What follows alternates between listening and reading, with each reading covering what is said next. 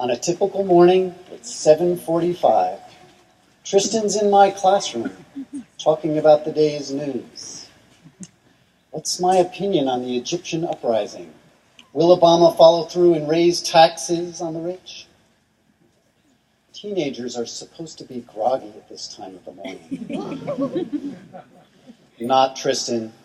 He's remarkably keen to analyze the day's news. So you may wonder, will Tristan study political science? No. If you live in Ojai or around Ojai, you will probably have looked in the newspapers. And if you have carefully, you will have seen that Tristan has won several awards for his art.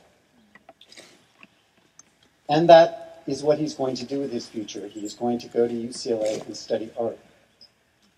I only mention Tristan's interest in world events to illustrate the fact that he is not easy to pigeonhole. If pigeonholing is your weakness. Like all of us, Tristan is many things. Scholar, artist, musician, rower. But beneath his diverse interests, there is passion, a passion to inquire and engage. How great is that?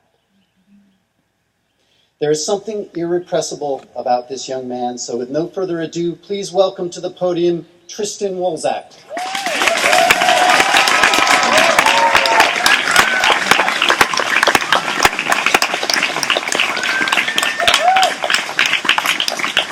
Good evening, everyone. Thank you, Paul, for that lovely introduction. With no further ado, here we go. As far as I can see, America's public education system is about putting children into intellectual jail. I say this because I spent 2 years in the cerebral penitentiary of public high school, where AP exams, preachy teachers, and bureaucratic school boards make sure that all creativity, critical thinking, and happiness are left out of the curriculum. I was said to have received an education, yet I disagree. This is extremely unfortunate, since I see good public education as being the bedrock of our democracy. What I was taught was to follow the pack, to compete like a well-trained beast, and to claw and fight to get to the top of the class. After a certain point, all my dreams of creating art, playing experimental music, and expanding my mind began to vanish. Just when I started to give in to my intellectual jailers, however, I found that fabled thing called hope. I learned of this small school called Oak Grove, commonly referred to at Nordhoff as the hippie school. What I found at the supposed hippie school is a place where intellectual endeavor, artistic and musical creativity, as well as well-roundedness, could blossom. At Nordhoff, going to art school was discouraged, and it seemed that the general idea meant ending up starving and alone. Throughout my Oak Grove career, I've had nothing but support in becoming a full-fledged artist. And now, as my Oak Grove career takes me to UCLA to study art, and later into the wider world, I owe a great debt. This debt is owed to a school whose teachers and philosophy have taught me that learning and happiness truly can go hand in hand.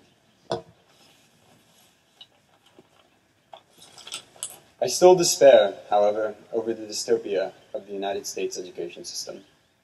I can still remember watching students leave those sweltering classrooms, pale-faced and let down like sultry ghosts, gliding around hallways in order to avoid getting accosted by authorities.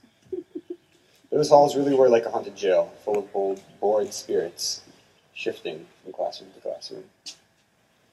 In an ideal world, no student should have to pay for a brilliant education, and no public school student should have to suffer a budget cut.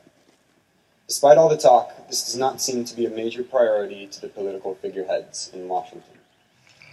If this dilemma were solved, America's youth could help find the solution to the world's most pressing crises: police corruption, prejudice, unfair wealth distribution, the destruction of the environment, and the backlash against living creatively.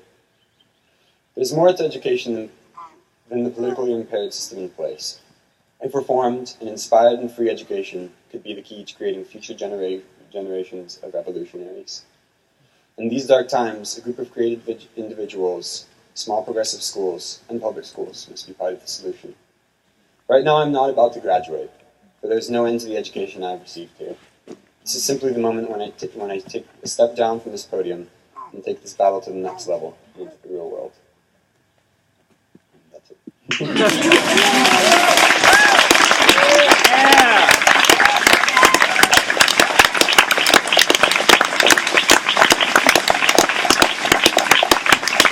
I have a couple of thank yous. I said I wasn't going to do thank yous, but yeah, here's my list of thank yous. I'd like to say thank you to Mom and Dad for, everything they've done for me. I'd like to thank my family, who's all here, and my Polish family, and my Polish grandfather, Jan, my late Polish grandfather, who survived prisoner of war camp and escaped so that I could one day be standing here before you. I'd like to thank my brother Dash, Belka, Trevor Shala, Chloe Creed, all my brothers in Alpha Psi Bodega,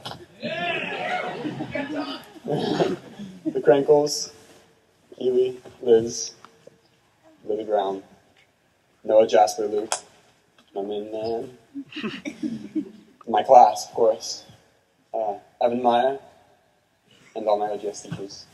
So thank you guys so much.